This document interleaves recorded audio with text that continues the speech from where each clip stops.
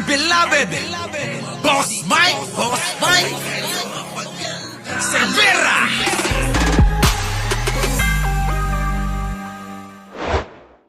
Ko, ibabas na naman ako na ma-DDS pagkatapos nito.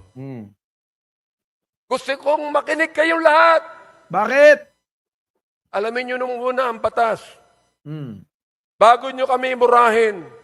Naku! Basta DDS, ganyan yan. Wala sa kanila yung batas-batas.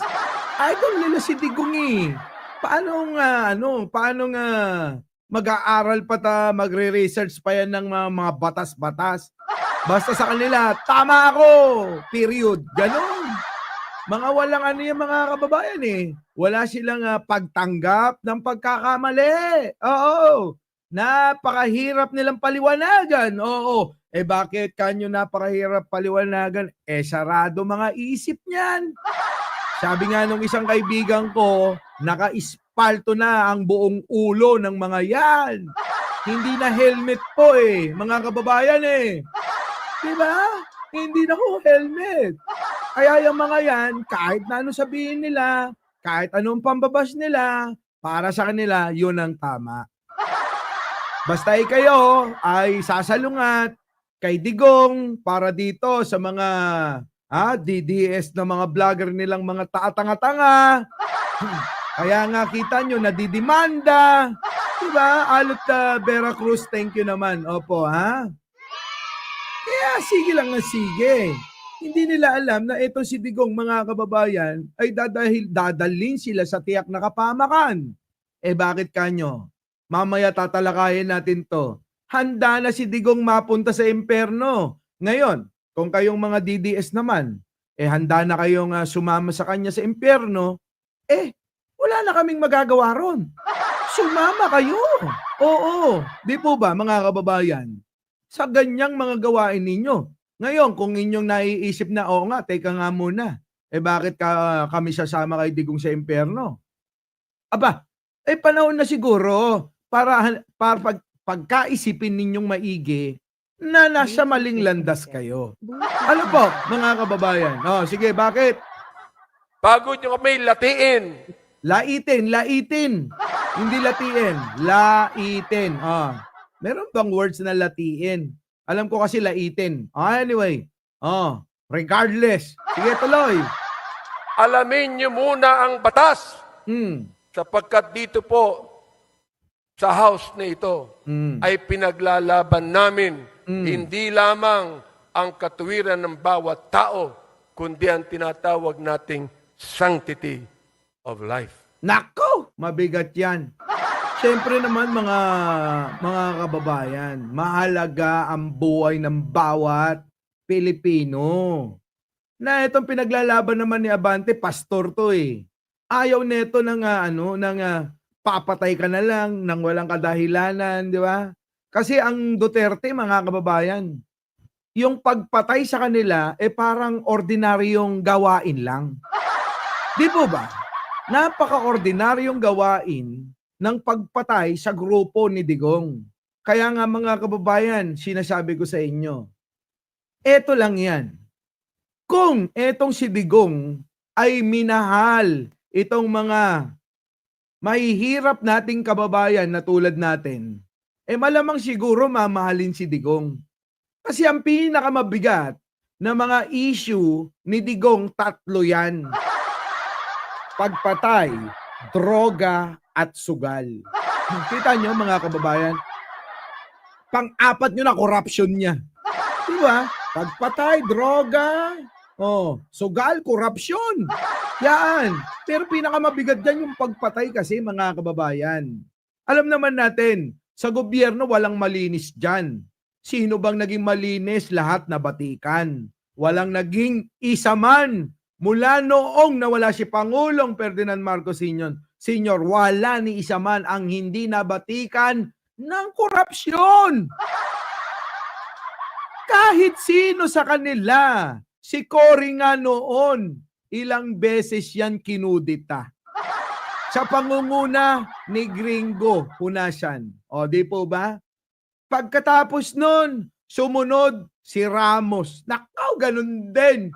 Oo, ganun din mga kababayan. Nabatikan din, naputikan din. Hindi rin naging malinis ang panunungkulan. Di po ba? Gaya ni Cory, ganun din.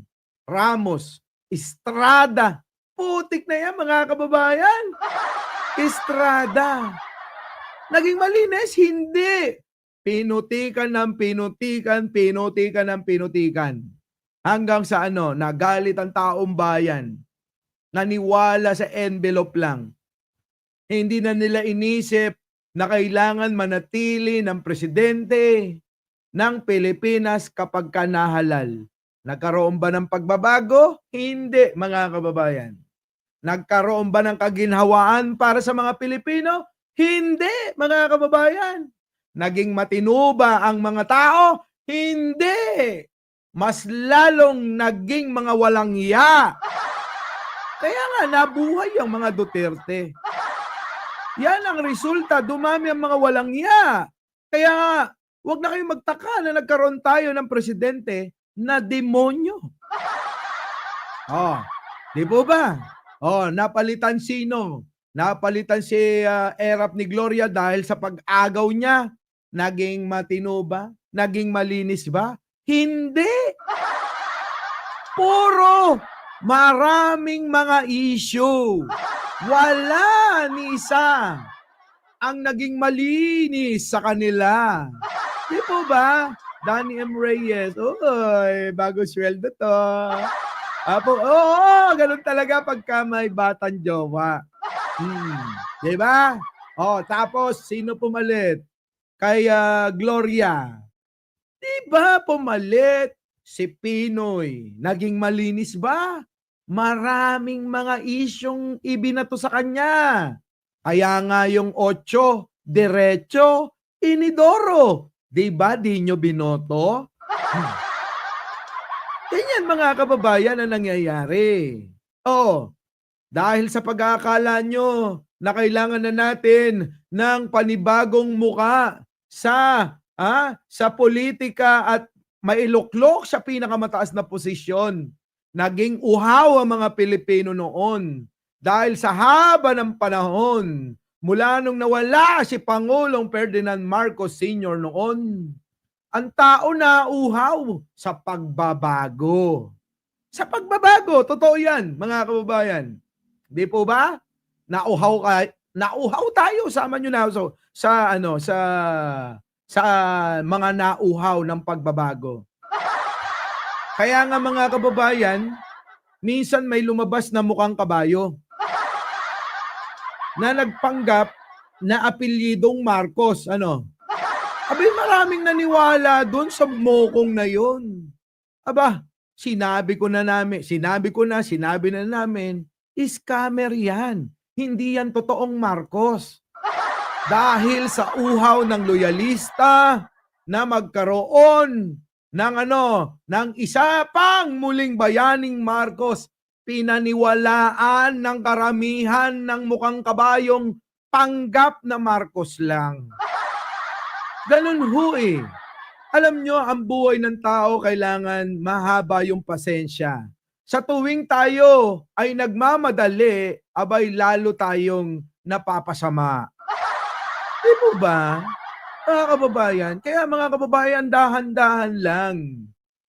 Isipin nyo maigi, baka kayo'y nalilinlang at nagagamit lang ng ilang mga politiko dyan.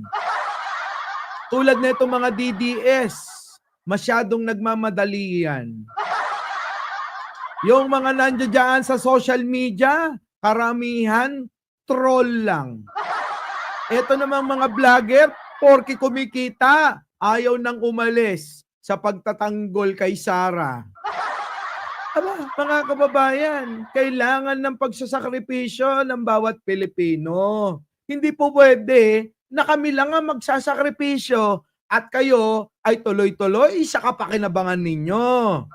Hindi pwedeng ganun. Ang bawat isa magsasakripisyo kasi kung gusto nyo ng pagbabago. Kung ang gusto nyo, nasana yung mga Pilipino na, tama na kung anong meron dito. Okay na to. okay na ako magpakabobo. Ayan, ang tinamo, mga kababayan, nanatiling mga bobot, mangmang, at tanga. Yung alin, mga taga-suporta ni Digong at ni Sara. Di ba? Nakakahiya. Ito, panoorin ninyo. Puntahan ko na. Ito yung sinasabi ko, mga kababayan. Dadaling kayo. Kayo ba'y papayag, mga kababayan, na kayo ay sumama sa imperno kasama ni Digunyo?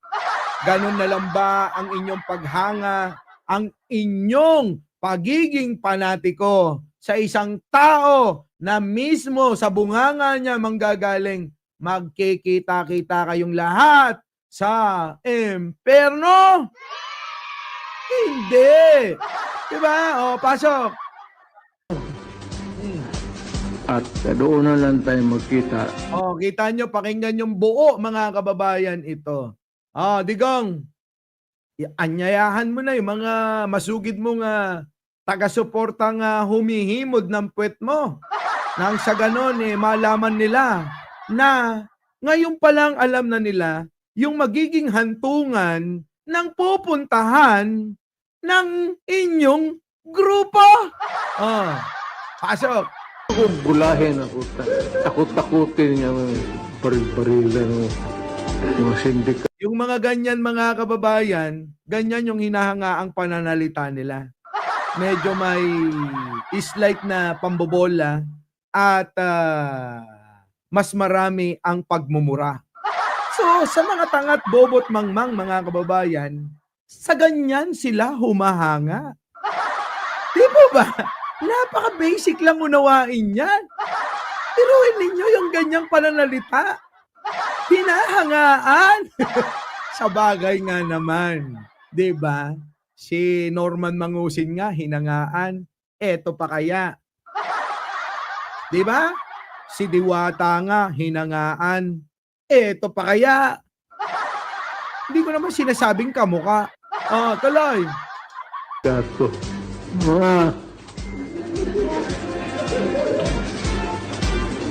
Sabay sa impyerno, gusto mo. Nako, yan na nga ba, sabay-sabay na daw kayo sa imperno. Tuloy. At doon na lang tayo magkita. Doon na daw kayo magkita. Sa imperno kayo magkikita. Tuloy. Kasi pagdating ninyo, may surprise kayo. Nako, pagdating nyo, may sorpresa pa pala siya. May sorpresa kayo pag nasa imperno, pagdating nyo. Kasi dapat mauna ang... Kasi pagdating ninyo sa impyerno, magtaka kayo sa Satanas, wala na sa trono nila. Inagawan na siguro kayo wala na sa trono? Siyempre, Digong, ikaw pa ba magpapatalo? Diba? Natapos kang naging pangulo, gusto mo nga agawin yung pwesto. Diba? Sa kapal ng mukha mo na yan. Siyempre, pati si Satanas, aagawan. Ganun yan. Di ba? Tuloy. Kita nyo yung mga alagad, nagtatawanan. May palakpakan pa. Talaga namang handa na sila. Saan mapunta ang kanilang iniidolo, poon, Diyos na nilang si Digong. Diba, mga kababayan? Diyos nila yan. Kaya nga dapat dito, Santo Digong. Santo Digong. Kung mayroong Santo Dominio, meron silang Santo Digong. Di ba? Santo Digong. Pasok. Palakpakan. Palakpakan sila. Okay, pasok. LGBT. Nyo, isip-isip ni Digong, mga bobo talaga itong mga supporter ko. Dadaling ko na sa imperno. Tuwang-tuwa pa mga loko. Ay, grabe. Tuloy. Digong, ang galing-galing mo talaga, no? Oo. Galing mo. Tuloy. Riddle, sinong nakaupo pagdating ninyo sa doon sa impyerno? Sino nakaupo sa trono ni Satanas? Sino?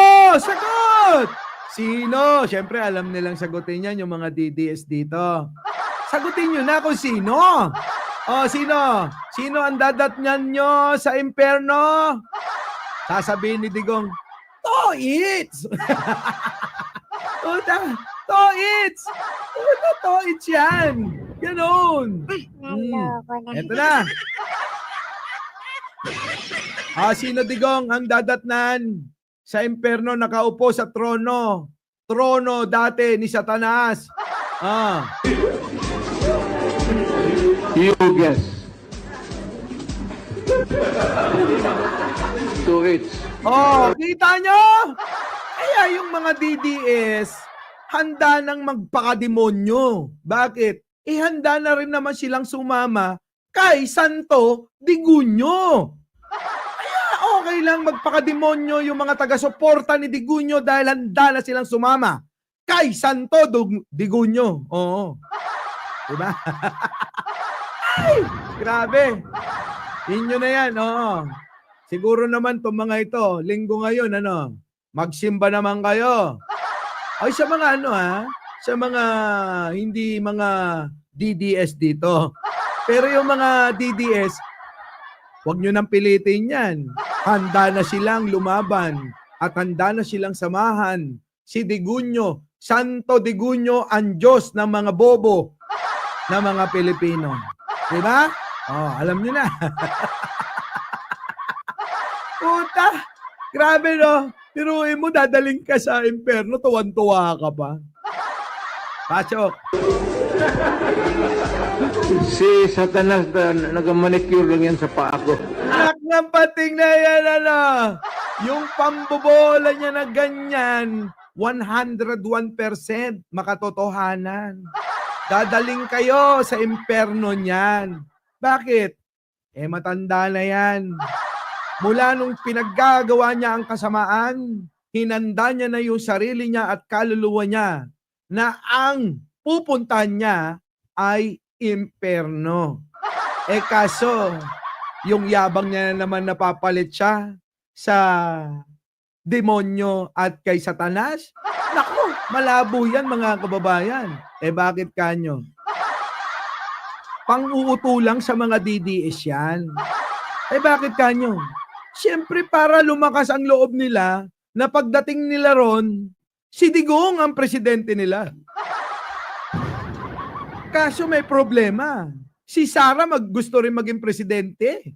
Di maglalaban yung mag-ama. Diba? Bilang mga presidente ng impyerno. So, ang mga demonyo walang tatay-tatay, walang anak-anak. Oo! Ganun yan, laban-laban yan. Labo-labo ba? Si Aichang, isang like naman dyan. Ha? Isang like naman dyan. Tuloy.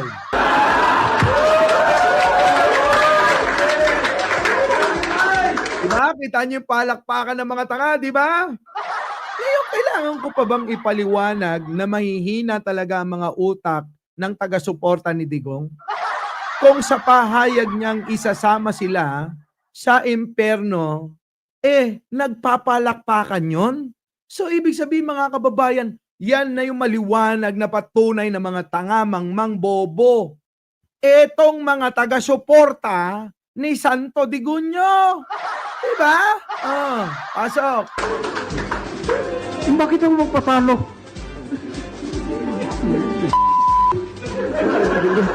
Nagmura pa.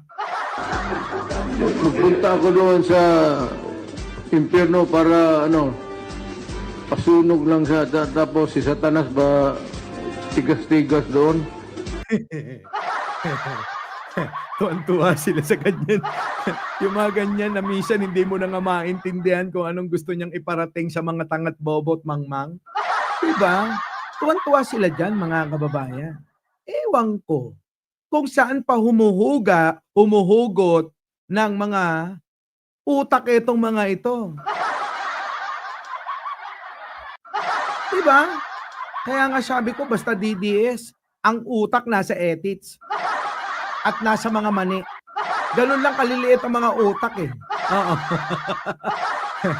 So yan mga kababayan, balikan natin si Abante, ha? Abante. Pasok. Second, Ah. the assassination of Police General Wesley Barayuga. Oh, aminado na yung mga yan, pero yung mga DDS, tatanga-tanga pa rin. Biruin ninyo, empleyado na matino ng PCSO. Pinapatay? Sino tinuturo? Mastermind? Si Bongo tsaka si Digunyo. Tapos ano, pumapalak pa rin ang mga gago. Palakpak silang ganyan, oh, yay! Pumapatay ng kapwa mo, Pilipino, pinapalakpakan mo. Saan ka naman nakakita ng matinong taong ganon? Diba? Lana. Malala na. Oh, tuloy. Na binanggit na ng aming chairman. Witnesses testify that Barayuga was killed under instructions from police officials with a reward of 300,000 pesos given for his murder. Oh, grabe, ano, mga kababayan, 300,000 pesos. Papatay na ng tao, hindi na inisip yung pamilya, asawang maiiwan, mga anak na mauulila. Sa bagay, ganun naman ang ginawa nila sa 30,000 Pilipinong pinagpapatay nila. Di ba? Wala silang pakialam sa buhay ng iba. Ang mahalaga ay makuha nila yung gusto nila, walang sagabal sa kanilang mga pagnanakaw sa pera ng bayan. Kaya, go lang. Buhay mo, buhay ko, mas mahalaga buhay ko kaysa sa'yo. Ganon sila mga kababayan. Ang mahalaga sa akin, buhay ko, sabi ni Digunyo. Ang mahalaga sa kanya ay pera, kayamanan at kapangyarihan. Ganyan ang mga demonyo. Yun lang ang mahalaga sa kanila. Pera, kapangyarihan, at kayamanan. Diba, mga kababayan? Tuloy. Police Colonel Grijaldo, na kinontempo namin sa aming last Quadcom hearing. Nandito po siya ngayon. Maaari narinig niya. Anong ginawa niya nung siya ang Chief of Police ng Mandaluyong City? Nang general na ito ay pinatay doon sa Mandaluyong. Walang police report. Wala. Paano naman? Siyempre nakatimbre yan. Mga boss, pinatay na yung kawani rin ng gobyerno, kawani ng PCSO. Aba, police report, wala yan. Timbre na yan. Bakit? Galing taas yan eh. Diba, mga kababayan? Oh, tuloy. Walang investigation report. Walang ginawa. Walang gagawin, Abante. Paano nga gagawa? Paano? Siyempre, ang nag-utos, yung poon lang si demonyo. Yung santo nila. Santo Digunyo. Diba? Chief of Police na ito. Siya ba'y tinanggal? Hindi tatanggalin yan. Hindi tatanggalin yan. Baka nga itataas pa na ranggo. Siyempre, di ba, kailangan may utang na loob. Si Santo Digunyo, kailangan meron pa buya. Bukod sa kwarta, kailangan pati ranggo niya. Kasi matino eh. Para kay Digunyo, matino yung mga ganyan na sumusunod sa kanya. Chief of Police? Hindi. Hindi. Mga kaibigan, samantalang yan palagi ang SOP ng Philippine National Police. Oo nga naman, SOP yan. Na na dapat nire-report yan, may record yan, may blatter yan, etc. Kung ano pang tawag dyan. Diba? Pero meron ba? Wala. Diba? Wala. We heard testimony that revealed that police officers had killed quotas and were rewarded for complying with them. Police Lieutenant Colonel Espinido detailed that a 20,000 peso reward was paid per kill. Nako, grabe. Lupit. Mga kababayan, Biruin ninyo, galing mismo kay Espinido na bata dati ni Digunyo na hinahangaan ng mga DDS na tanga noon. Ngayon nagpatotoo na ang bawat mapapatay ay mayroong reward. Oo, na 20,000. Dati 10,000. Ngayon pala 20,000 na kada isang ulo. Grabe no mga kababayan, ano? Hindi ka na maghihirap ng isang buwan. Papatay ka lang. Okay na yan. Piruin mo kung isang araw, dalawa yan, 40,000 yan. Sa isang buwan, nako mga kababayan, pwede nang magpatayo ng sarili mong bahay yan. Kaya naman, ang mga pulis noon at ilang pang mga birador nila ay nagkakukumahog mga kababayan. Nag-uunahan. Oo. Kaya kapag wala pa silang nadadali sa isang araw, kahit sino na lang sa kanilang madaanan. Kaya marami ang humihingi ng hustisya sa mga Pilipinong napatay nila. Yung mga pamilya nila, mga kababayan. Torogi girl, thank you naman. Merry Christmas. Magsiselos na naman yung mga DDS niyan. Tuloy. Yan po ang kanyang statement. Our investigation also unearthed cases where the drug war served as a tool to eliminate competition among drug syndicates. Naku, yan na nga ginamit ang EJK. Ginamit ang war on drugs kuno. Para naman mapataob lahat ng kakompetensya sa pagbebenta ng droga nila. Hindi maiintindihan ng mga DDS yan. Bakit naman maiintindihan yan? Kahit anong paliwanag nyo sa mga yan, hindi nila maiintindihan yan. Ganon nga sila eh.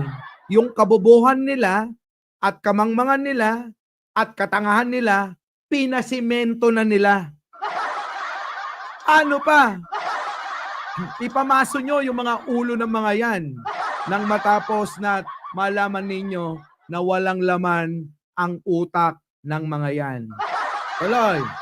Witnesses such as Mr. Kerwin Espinosa and former police officials SPO3 Artunio Las Cañas. Naku, ayan na nga yung sinasabi, wala daw ebidensya, wala daw magsasabi. Kung inyong mapapansin mga kababayan, lahat tong mga binabanggit ay tauhan mismo ni Santo Digunyo. Tauhan niya mismo yung mga yan. Wala ni isa na naging tauhan si Pangulong Bongbong Marcos dyan. Las Cañas, Matobato, Espinido, Leonardo Garma, at marami pang iba, tauhan lahat ni Digunyo. Pag sinabi nyo yung common sense, hindi rin nila alam yun. Oo, hindi nila alam yun. Tuloy. And Police Colonel Eduardo Acerto revealed the dark reality of a policy that prioritized kill, kill, kill over jail, jail, jail. Tama nga naman. Bakit naman kasi papatayin, pwede namang ikulong kung totoong may kasalanan. Kung may nalabag sa batas, kailangan panagutan. Dahil meron naman tayong umiiral na rule of law. Sabi nga nila, di ba? Pero eto mga DDS, kapag sila na ang nasadlak sa mga ganyang sitwasyon, sasabihin nila, meron naman tayong umiiral na batas. Bakit di nyo ipaitupad? Ganon eh. Wala kaya. Ganon. Diba mga kababayan? Pag sa kanila lang, pwede. Pag sa ibang tao, no way. Ganon. So ano pa? Kaya nga mga kababayan, eto. Pakinggan nyo to si Chua. Binanatan din sino? Binanatan si Sara. Pasok. Sabihin na sumunod sa batas. Kita nyo? Alam mo, Chua, Congressman Chua, Yung sinasabi mong dapat pa bang sabihin na sumunod sa batas? Kahit paulit-ulitin mo mula umaga hanggang kinabukasan pa, hindi naman nila maiintindihan yung sasabihin mo na kailangan pa bang sabihin na sumunod sa batas? Diyos ko po! Wala sa kanila yan! Mga hunghang! Mga hunghang yung mga yan Paano malalaman na meron tayong batas? Eto na.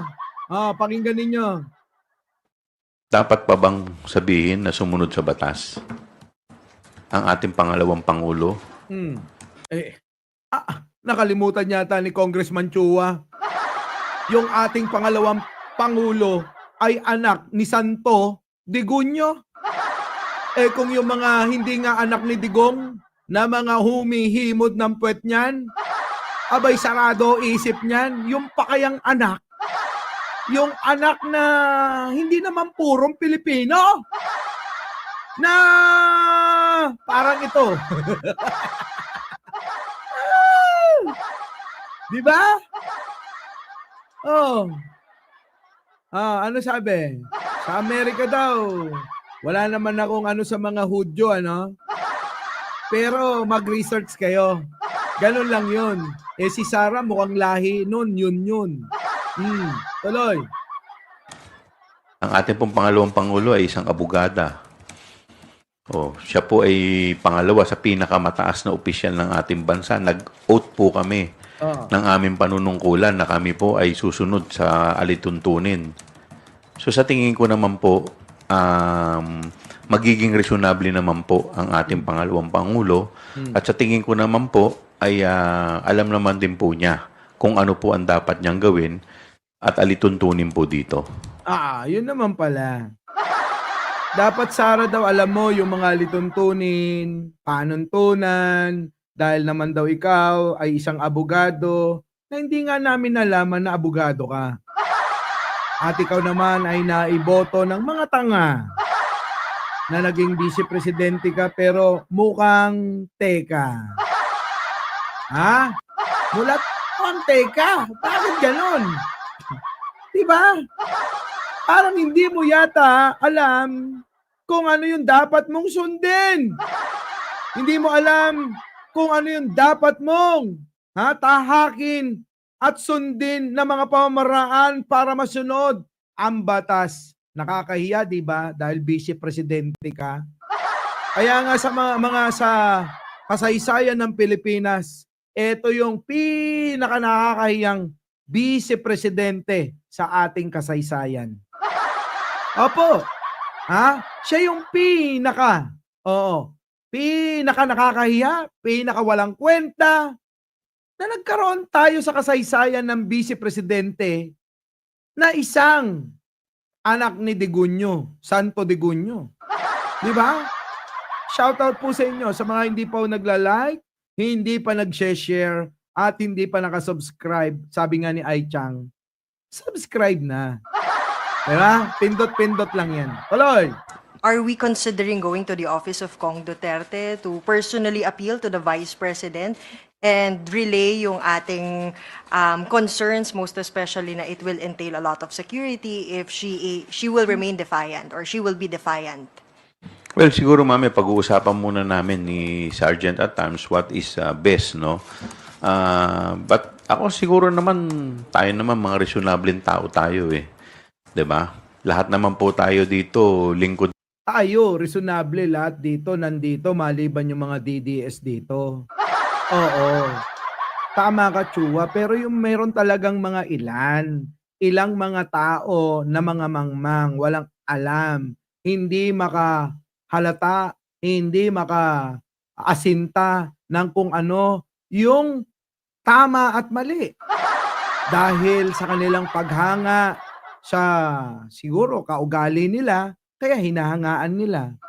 Kaya nga makikita nyo mga kababayan sa mga Facebook, kitang-kita nyo naman, mura dito, mura doon, gano'n, Nakakahiya mga kababayan ng mga Pilipino. Sa totoo lang. Mura dito, mura doon. Kaya yung mga tagapagtanggol, ng Pangulong Bongbong, abay, nagagaya Kaya ako mga kababayan, dinadaan ko na lang sa ibang lingwahe. Para nang sa ganon, hindi naman maintindihan ng karamihan. Di ba? Kasi nakakahiya talaga. Pilipino tayo. Pilipino tayo.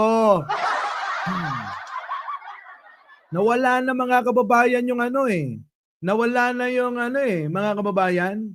Yung pagiging makapilipino natin na tayo ay mga magagalang, 'di ba? Mga mahiyain. Ngayon naging walang ya 'Di ba? Naging walang ya. Sa bagay, nagkaroon tayo ng leader na walang ya, wala tayong magagawa. Feeling nung iba dahil may leader na nagkaganon at sa kanyang mga salita ay okay lang daw ang magmura at makipag-away, magsalita lang kung ano-ano kahit sino pa yan. Yun din yung ginawa nila. Kahit sino na lang mga kababayan, wala nang pinili. Ganon si Digunyo. Ano bang ginawa ni Digunyo? Di ba minura-mura niya yung mga pare, pati obispo, pati Santo Papa. O, sino pa?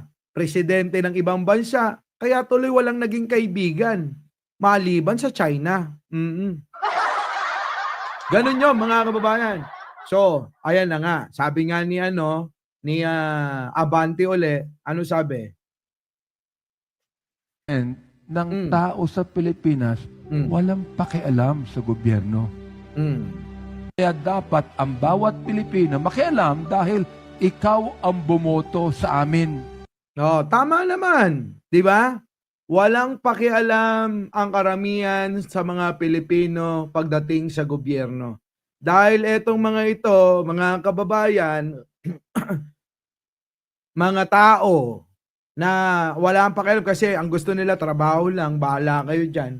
Eto na nga, nahihirapan na nga ako Makukuha ko pa bang makipagchismisan? Makukuha ko pa ba na ako ubusin ang oras dyan? Saan? Sa politika? Hindi na, mga kababayan.